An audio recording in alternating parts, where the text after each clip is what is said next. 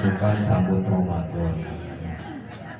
Kehidupan ini sepanjang perjalanan tahun ada 2 tahun yang aneh dengan namanya. Ada 2 tahun ini aneh namanya, enggak umum. Yang pertama tahun gajah. Nah, ini kan enggak umum. Ini yang pertama tahun gajah. Kapan itu terjadinya tahun gajah? Menjelang kelahiran Kanjeng Nabi, disebutnya tahun gajah. Kedua, Nabi sendiri mengatakan yaitu tahun kesedihan, namanya Amul Hazan. Apa katanya? Amul Hazan, tahun kesedihan. Kenapa di tahun itu pertama Nabi ditinggal oleh istri tercinta Sayyidah Khadijah. Yang kedua disebut tahun kesedihan itu paman Rasul. Siapa pamannya Rasul yang urus Rasul? Abu Thalib. Ini Abu Thalib meninggal juga. Rasul mengatakan hadzal amul hazan. Tahun ini tahun penuh kesedihan. Di saat Rasul dirundung duka, maka Allah hibur Rasulullah. Di mana Allah hibur Rasulullah, Allah utus malak Jibril dan malak Mikail bawa kendaraan namanya Buraq. Dijemputlah Rasulullah sekitar ba'da Isya. Rasul ada di hadapan Ka'bah antara Hajar Aswad sama pintu Ka'bah. Sebagian riwayat di Hijr Ismail. Nah, Rasul dijemput oleh malak Jibril dan malak Mikail, naikkan bawa kendaraan namanya Buraq. Artinya kendaraan yang larinya lebih cepat daripada kilat. Dari Masjidil Haram Mekah menuju Masjidil Aqsa Palestina, perjalanan bisa meluncur dari Masjidil Haram apa Palestina, Baitul Maqdis, baru naik lagi ke atas, ketemu sama Gusti Allah. Intinya pulang bawa perintah sholat 5 waktu. Intinya itu apa itu? Ambil kita hikmah. Apa ambil hikmahnya ibu? Dari perjalanan Isra Mi'raj, berarti ketika kita menghadapi masalah, ketika kita menghadapi kesulitan, ketika kita menghadapi kesedihan, kagak ada lagi jalannya adalah menghadap Gusti Allah. Dengan cara apa? Sholat. Sebab sholat adalah mi'rajul mukmin. Sholat itu mi'rajnya orang-orang yang beriman. Kalau Rasul mi'raj langsung bertemu dengan Gusti Allah, kita umatnya cara mi'rajnya adalah dengan sholat. Kita punya masalah, orang itu pasti punya ada baik masalah itu orang itu Pak. Orang itu pasti punya masalah. Setiap kita punya masalah, ada yang masalahnya di rumah tangga, ada yang masalahnya sama anak, ada yang masalahnya sama mantu. Ya. Mertua ngomongin mantu, mantu ngomongin mertua. Ada banyak masalah. Rumah tangga akur, anak akur, masalah duit. Iya. Ada banyak masalah ekonomi. Iya. Ada masalah sama suami masalah sama istri. Kadang istri curigaan terus sama laki di rumah baik diomelin, giliran laki keluar rumah di SMS terus. Iya, pulang telat sedikit mampir di mana udah masalah. Kita sama tetangga kadang punya masalah karena kita orang nggak punya. Orang kagak punya, dihina sama tetangga, dihina sama saudara. Ya. Jangankan orang lain, kita nggak punya sama saudara, dia kata lupa ngaku. Beda sama orang kaya yang bukan saudara, dia ngaku saudara. Iya benar. Kuncinya apa ketika kita dihina, pengen diangkat derajat? Sholat kuncinya ibu. Maka ketika kita menghadapi kesedihan, enggak ada lagi kuncinya sholat. Enggak usah nyari ke gunung, enggak usah nyari ke pinggir laut. Kuncinya sholat. Dengan sholat akan tenang jiwanya. Ustaz, saya udah sholat tapi masih pusing banget. Ustaz, saya udah sholat tapi enggak kaya-kaya. Bu, halo. Masalah miskin kaya takdir Allah. Iya. Jangan sholat karena pengen kaya. Sebab yang rajin sholat ada yang kaya, ada yang belum kaya. Yang kagak pernah sholat ya ada yang kaya, ada yang langsang. Ya, iya benar. Saya udah sholat, udah ibadah, tapi kok utang belum lunas-lunas. Yang nggak pernah ngaji, nggak pernah ibadah, dia banyak yang punya utang. Iya benar. Kuncinya orang yang menjaga sholatnya akan diberikan kaya hatinya. Ibu itu yang berdiri tinggi itu apa namanya? Oh, tower. Namanya tower. Tower itu kan buat sinyal di HP kita ya.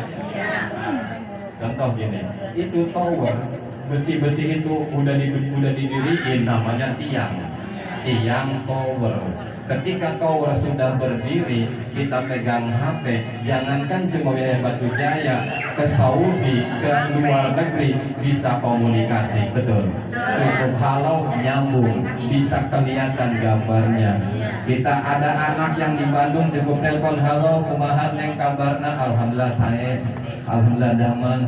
Tuh karena apa? Ada tower berdiri, kita pegang HP. Ustadz saya tower ada, udah HP saya punya, tapi kok kagak nyambung buat ngebilnya. Ada pulsanya. Cek pulsanya, barangkali udah habis kuotanya. Tapi Ustadz kuotanya dia ada, tapi masih nggak nyambung, mungkin sinyalnya error. Tuh, tapi masih nggak nyambung juga Ustadz, gimana sih saya? HP-nya dijual. Artinya gini, sholat itu kan tiangnya agama. Ya, udah jelas semua tahu. Saya udah sholat, tapi kok hidup ini masih sulit terus, masalah terus, pusing terus. Satu, tadi pulsanya nggak ada, mungkin sodakohnya kurang. Sholat mah sholat, tapi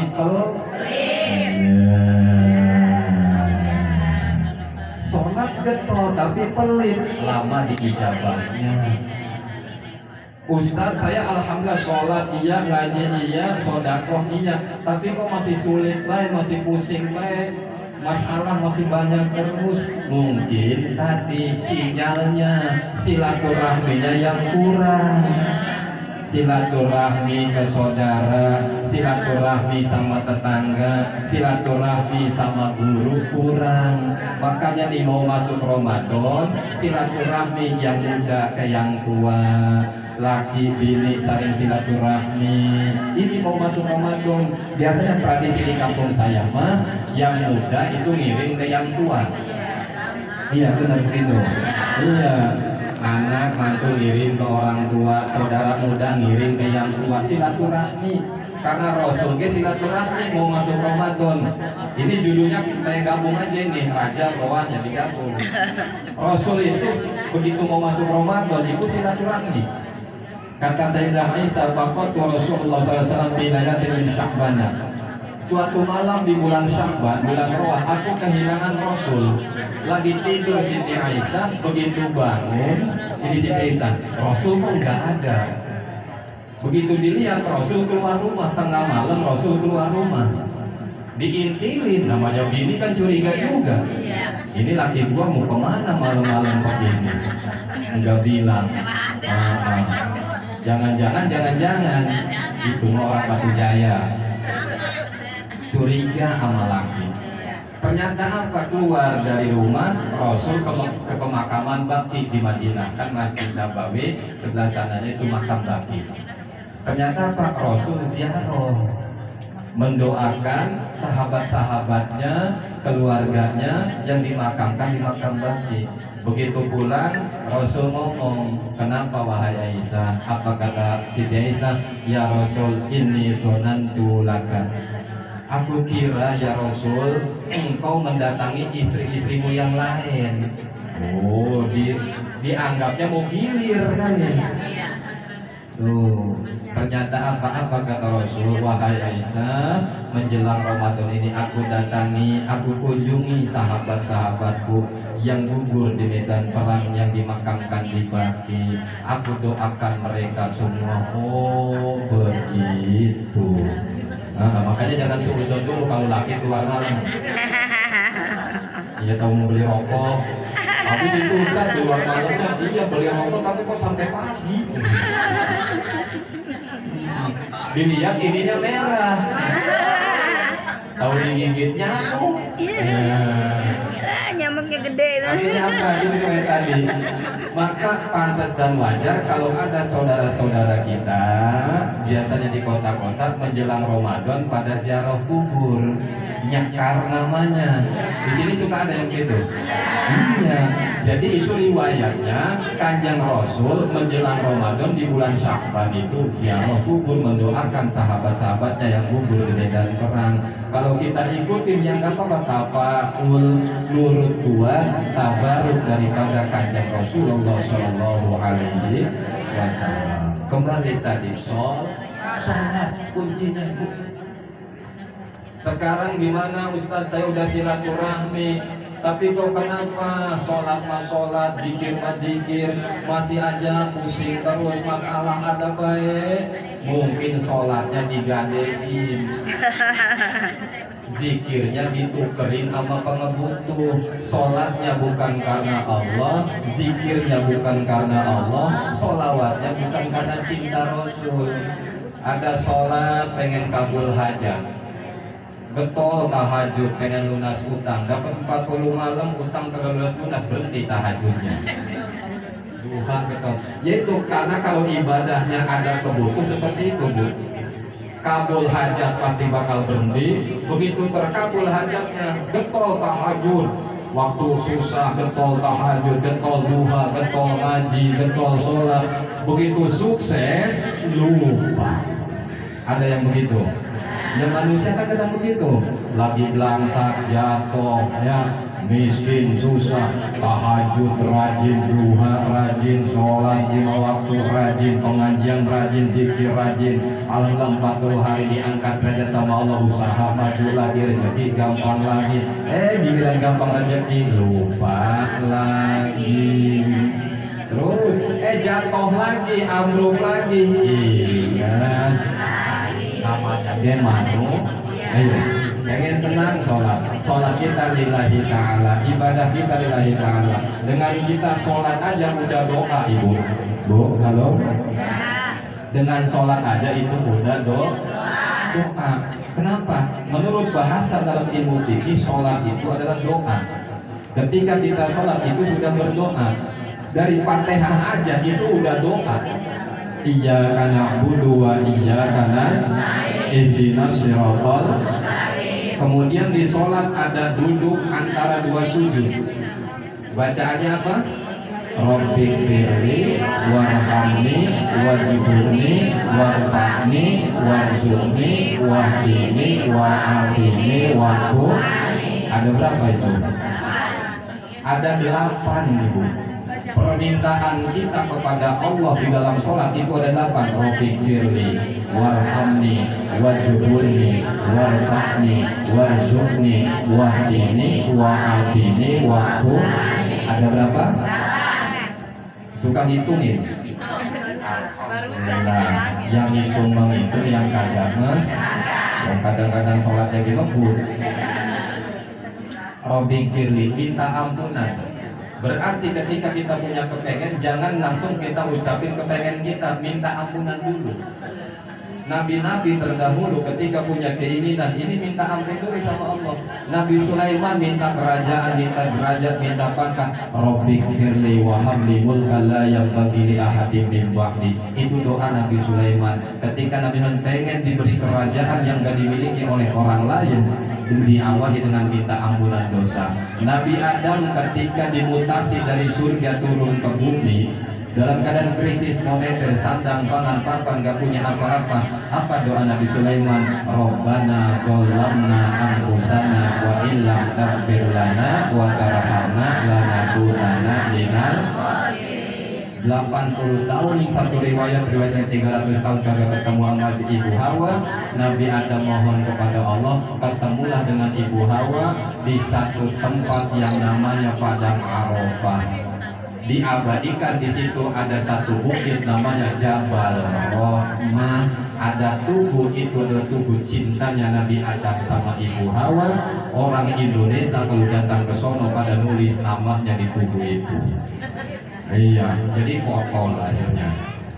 Oh, Nabi Yunus juga sama ketika ngadepin kegelapan itu doa la ilaha illa anta subhanaka inni kuntu minadz dzalimin. Berarti minta ampunan, maka di dalam sholat diajarin Rabbi firli, ya Allah ampuni aku. Terus habis Rabbi firli apa? Warhamni, minta rahmat Allah, kasih sayang Allah. Udah minta ampunan, ya Allah ampuni saya, sayangi saya ya Allah. Sebab apa saya hidup di alam dunia butuh kasih sayang Allah. Cilaka orang kalau nggak dapat kasih sayang Allah. Betul. Warhamni, kemudian apa lagi? Wajibuni, minta dicukupi sama Allah. Sebab kita banyak butuh, betul. Banyak butuh buat biaya anak sekolah, anak yang di pesantren, butuh buat modal nyawa. Kadang ada yang udah sebar kebanjiran, ya. Butuh pengen kebangun rumah, butuh pengen kebeli kendaraan, minta dicukupi sama Allah. Terus habis wajibuni apa? Warfa'ni, minta diangkat derajat ya Allah. Kagak enak hidup di Batu Jaya, hidup di alam dunia jadi orang terhina. Tadi dia jangankan orang lain, saudara geng ejek kita kagak punya mah. Udah motor kagak punya, segala kagak punya. Giliran kita mau kondangan minjem motor sama saudara, belum dia dipakai, udah ngomong itu saudara, jangan lama-lama ya, jangan lupa dibensinin karena bensinnya mahal, terus pulang dicuci. Ya Allah, belum dipakai, udah diomong. Udah begitu, habis kita pakai kebenaran itu deh motor nyerempet beca.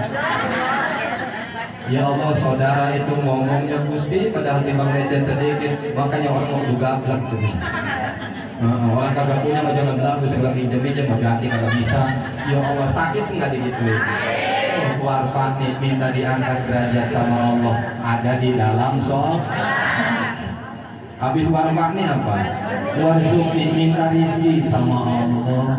Ya Allah, angkat derajatku, beri aku rizki ya Allah, biar jangan dihina baik sama saudara, dihina sama tetangga. Aku pengen saya kayak punya motor dewek ya Allah, biar kagak minjem baik. Tuh ada di sholat warzuqni. Alhamdulillah, karena kita istiqomah sholat sekarang ibu. Sehari semalam berapa rakaat sholat? 17 rakaat. 17 berarti kita baca doa itu 17 kali. Warfa'ni warzuqni itu 17 kali. Sekarang sehari semalam 17 kali kita sebut warzuqni. Sebulan udah berapa kali? 17 dikali sebulan udah berapa? Ilok itu warzuqni kagak suatu aja. Iya benar. Maka gak mungkin ibu dapat sebulan. Alhamdulillah kita dipercaya sama orang kaya suruh nyeblok. Orang sini nyebut apa? Nyeblok di sawahnya. Iya. Dikasih nyeblok di sawahnya 5 hektar. Alhamdulillah. Begitu panen dan pembagian dan 2 ton. Pembagian kita 2 ton hasilnya blok. Jual semuanya, ingat ini diijabah doa, pengen punya motor, jual semua itu 2 ton dapat 10 juta, bawa ke dealer, buat BP, ambil motor yang patahnya gede.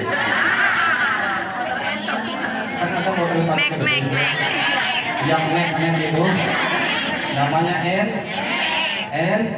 Nah. Pulang dari dealer, ibu sama laki pakai kacamata hitam, lewat depan rumah saudara yang menghina kita, langsung terus.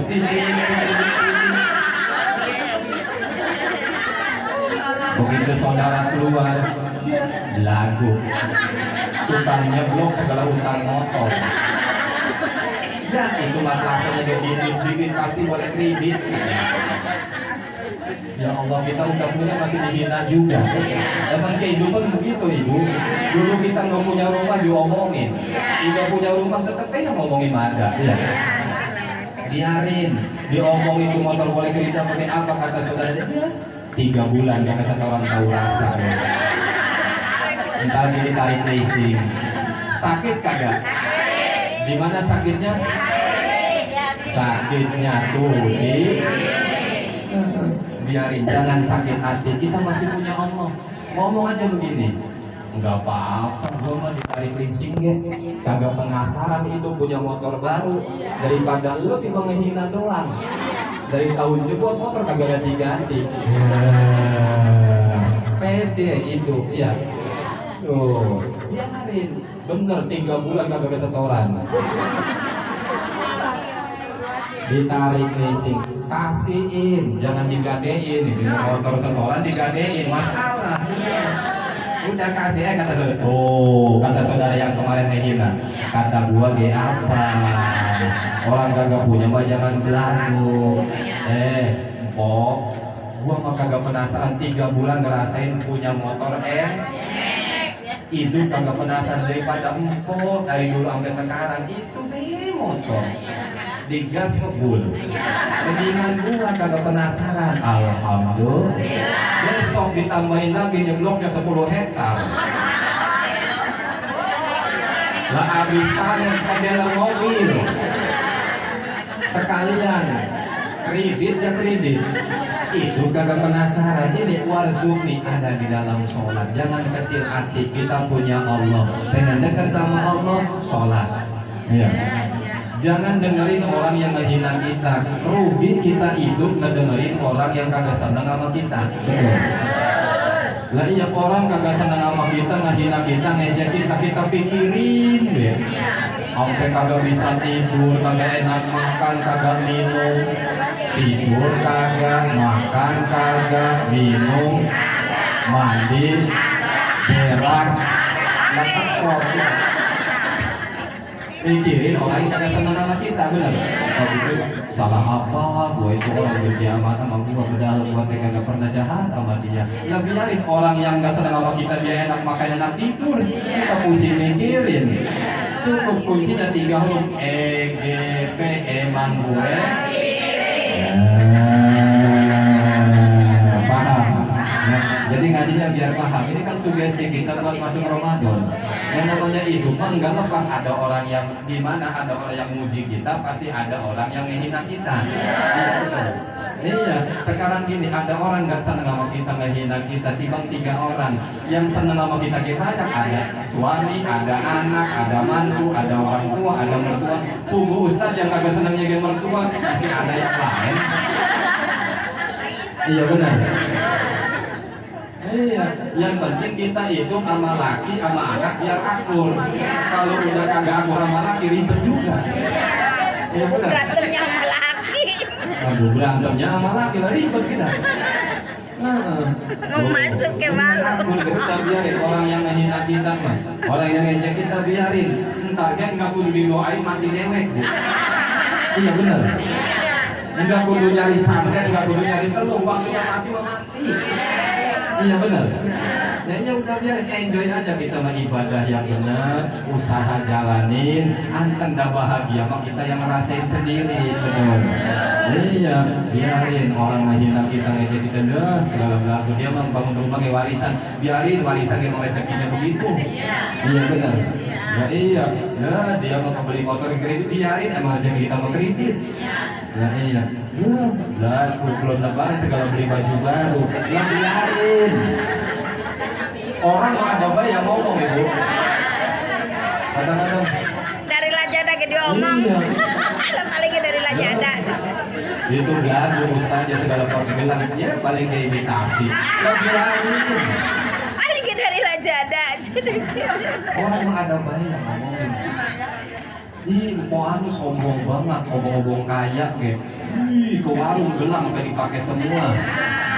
Pakai baju baru, pakai gelang, pakai cincin. Itu mah bukan sombong, namanya gablek.